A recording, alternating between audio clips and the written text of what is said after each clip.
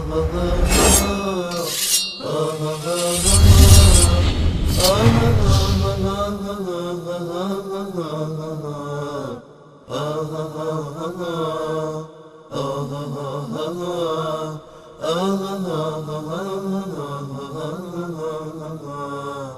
سلام علیکم، بفرمایید.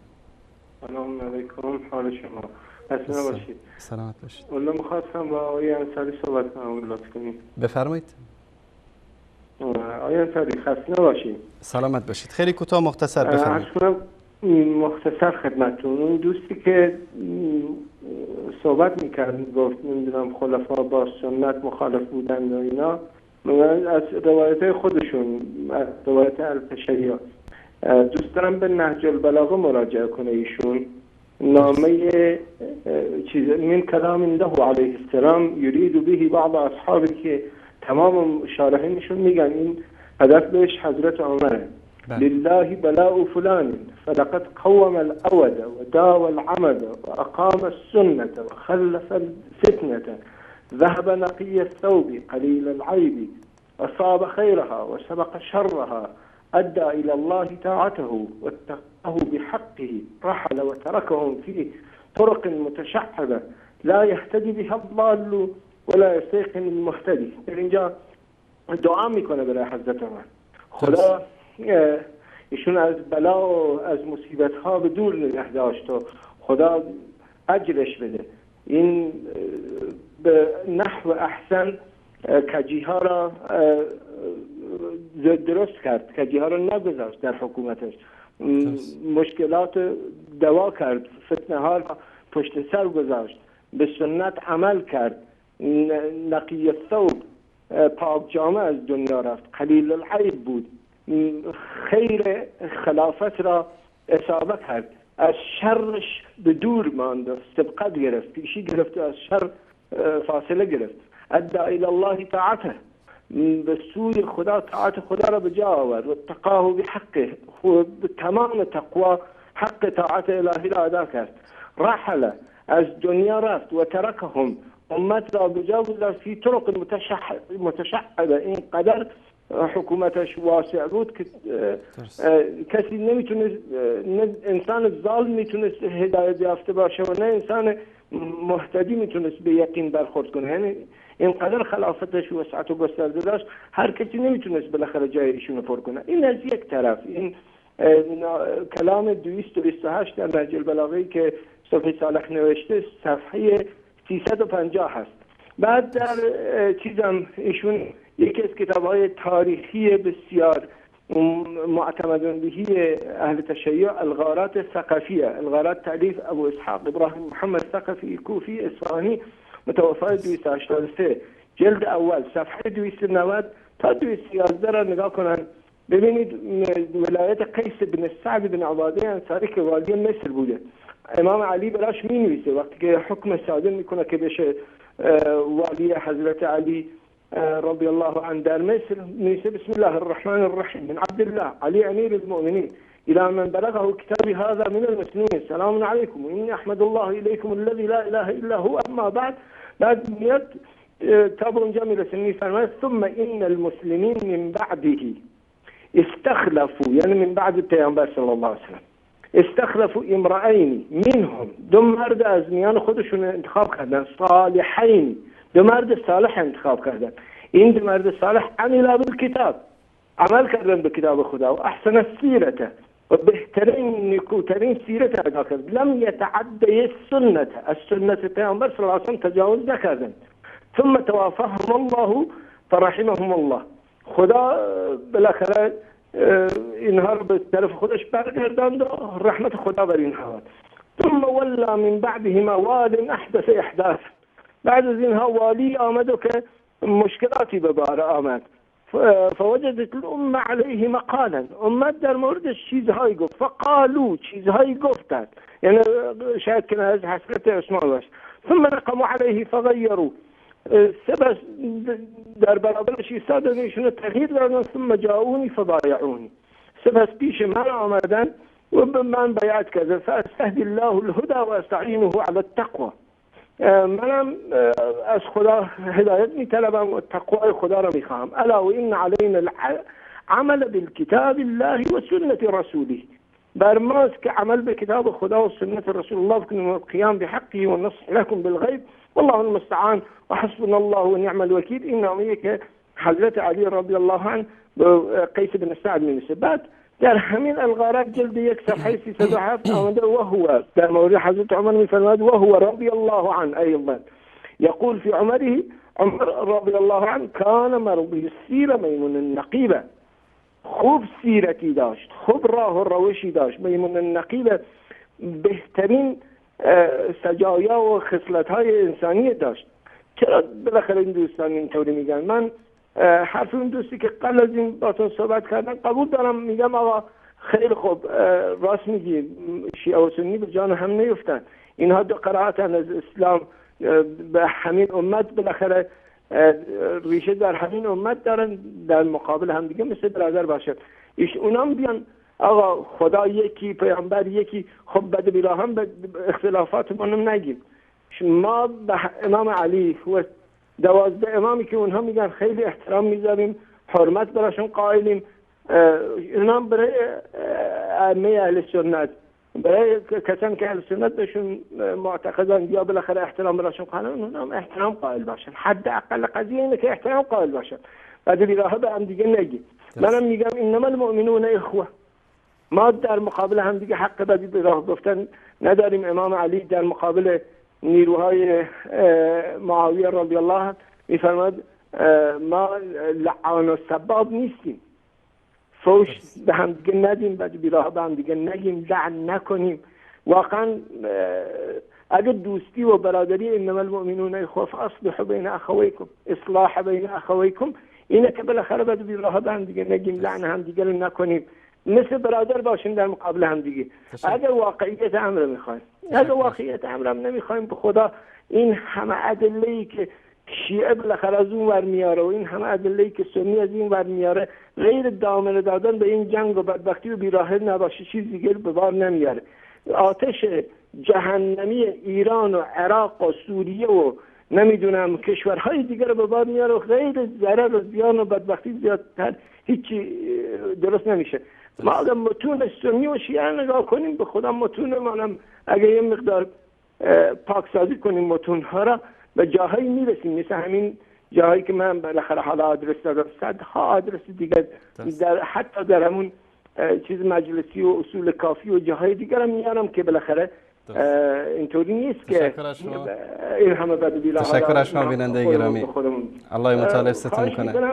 ان شاء الله بالاخره با هم دیگه دوست باشیم. شما سعی کن که یک مقدار دامنه را بیشتر رعایت کنید، خدای نخواسته چیزی در حق دوستان دیگه گفته نشه. ان شاء الله. تشکر از شما، تشکر از شما بیننده. خدا حافظ شما، خدا نگهدارتون. همین چیزی که این عزیز بینندمون گفتن، ما حرفمون چیه؟ علی و عمر با هم مشکل نداشتن، علی تعریف عمر رو میکرد. شما چرا میایید به دروغ سلیم ابن قیس؟ آقا فریبرز مثلا مخاطب من آقای فریبرزه که یعنی نمیخواد حرف حق رو قبول بکنه، چون قزوینی گفته که والله غزایری مشکل داره، بقیه که تاییدش کردن و نجاشی فلان تایید کرده.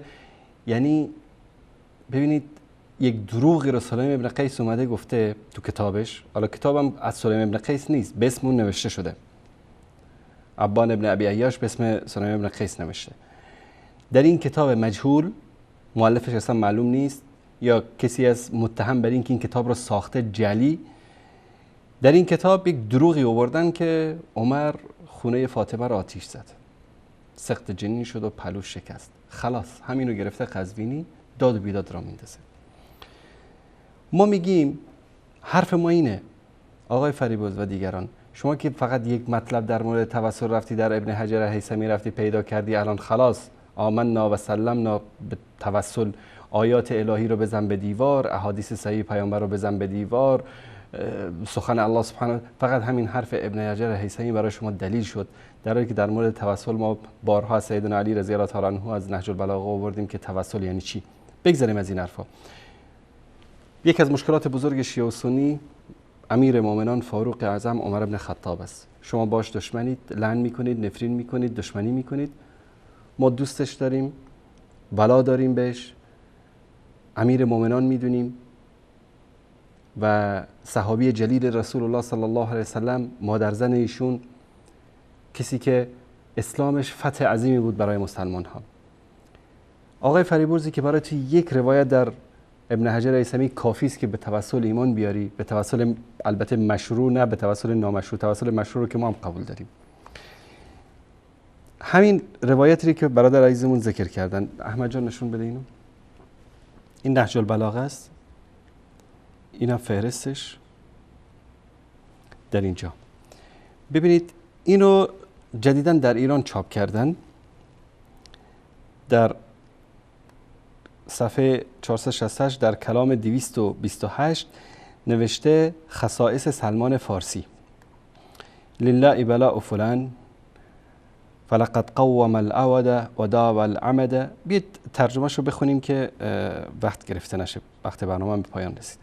خدا او را در آنچه آزمایش کرد پاداش خیر داد که کجی ها را راست و بیماری ها را درمان و سنت پیامبر را به پا داشت و فتنه ها را پشت سر گذاشت، با دامن پاک و عیب اندک درگذشت، به نیکی های دنیا رسیده و از بدی های آن رهایی یافت، وظایف خود نسبت به پروردگارش را انجام داد و چنان که باید از کیفر الهی می ترسید خود رفت و مردم را پراکنده بر جای گذاشت که نه گمراه راه خیش شناخت و نه هدایت شده به یقین رسید.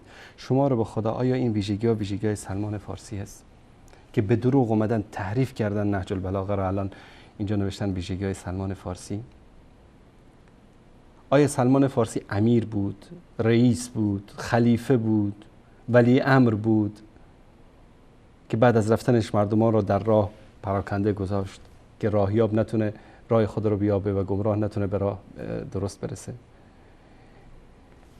در حالی که وقتی که ما سری بزنیم به نسخه های قدیم نهج البلاغه که علمای شیعه اومدن، مثلا جواد مغنیه در شرح نهج البلاغه فی ظلال نهج البلاغه در مورد این مطلب در اینجا چی میگه؟ خطبه 226 میگه لله بلا او بلاد فلان، میگه که المراد به فلان ابی بکر، مراد به فلان ابو بکر است، و قیل عمر، و گفته شده که عمر است، و اول اشهر، مشهورترین است که این مراد سیدنا علی در اینجا عمر است. ايا كان فان الناس كانوا سعداء مع رسول الله و ما بعد فراغ ابو بکر ما صد فراغ ابو بکر ولا عمر ولكن عهدهما كان افضل. میگه که بعد از در زمان رسول مردم خوشحال بودن، اما جای خالی رسول الله صلی الله علیه و سلم را ابوبکر و عمر پر نکردن، ولکن در زمان ایشان وضعیت خیلی خوب بود. در زمان عثمان الذي فتح على امه محمد باب القتل والقتال الى يوم القيامه، که باب قتل و قتال در زمان عثمان باز شد بر امت محمد. فلا فتنه فی عهد الشیخین، در زمان ابوبکر و عمر فتنه نبود، ولا خلافت الموروثیه، خلافت موروثی نشد، ولا کسرویه و قیصریه، نه مثل کسرا و قیصر یعنی خورد و برد و هیش و نوش و این چیزا داشتن، ولا طاغیه یاخذ مال الله دولا، و نه طاغوت بود و فلان بود، از این حرفا بود. این جواد مغنی در شرح نهج البلاغه در کتاب فی ظلال نهج البلاغه میگه که مراد ابوبکر و عمر است که زمانشون بهتر بود برای چیز. حالا با وجود اینکه طرف شیعه است این حرفو داره میزنه. شرح نهج البلاغه از کمال الدین میثم ابن علی ابن میثم در کلام 219 که همون است لله بلاء فلان، در صفحه 87 در اینجا میگه که شهر میده لله بلاء بلاد، والمنقول نقل شده است که ان المراد به فلان عمر، مراد از فلان در اینجا عمر است. و همچنین در اینجا نقل میکنه و قال ابن ابی الحدید رحمه الله ان الظاهر اوصاف المذکوره فی کلام يدل انه اراد رجلا ولا امر الخلافه قبله. در اینجا میگه سیدنا علی ظاهر این اوصاف اینو نشون میده که این حرف را در مورد کسی گفتن که قبل از علی خلیفه مسلمان ها بوده. این رو کمال الدین میثم ابن علی ابن میثم البحرانی متوفای 679 در جزء 4 در شرح نهج البلاغه میگه. و آخوندهای زندیق و خبیث قوم تهران الان اومدن در نشر البلاغه که جدیدن اونجا چاپ کردن اوصاف سلمان فارسی. خب هر احمقی میدونه که سلمان فارسی نه امیر بود نه خلیفه بود، اما این کسی که وصفشو میکنه سیدنا علی رضی الله عنه کسی بود که یعنی امر مسلمان ها در دستش بود.